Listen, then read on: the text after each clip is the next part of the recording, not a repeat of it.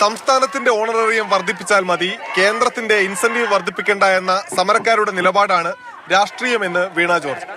26,000-ലധികം ആശാവർക്കർമാരിൽ 400-ഓളം പേർ മാത്രമേ സമരത്തിലുള്ളൂ. ബാക്കിയുള്ളവർ ഇടതു സർക്കാരിൽ വിശ്വാസം അർപ്പിക്കുന്നുവെന്നും മന്ത്രി ചൂണ്ടിക്കാട്ടുന്നുണ്ട്.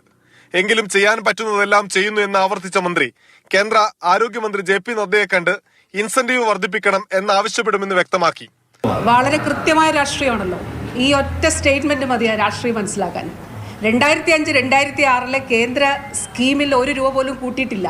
അത് ഞങ്ങൾക്ക് വേണ്ട. നിങ്ങൾ ഓർഡിനറി വർദ്ധിപ്പിച്ചാൽ മതി എന്നുള്ള പൊളിറ്റിക്സ് ആണ് ഈ സമരത്തിന്റെ എന്നുള്ളതാണല്ലോ. വയനാട്ടിലും കാസർഗോഡും മെഡിക്കൽ കോളേജ്, എയിംസ് എന്നിവ അനുവദിക്കണമെന്നും കൂടിക്കാഴ്ചയ്ക്ക് അനുമതി ലഭിച്ചാൽ വീണ ജോർജ് കേന്ദ്ര ആരോഗ്യമന്ത്രിയോട് അഭ്യർത്ഥിക്കും. ആശമാരുടെ വിഷയത്തിൽ സത്യം പരിശോധിച്ച് അതിനൊപ്പം നിൽക്കണമെന്നും മന്ത്രിയുടെ അഭ്യർത്ഥന.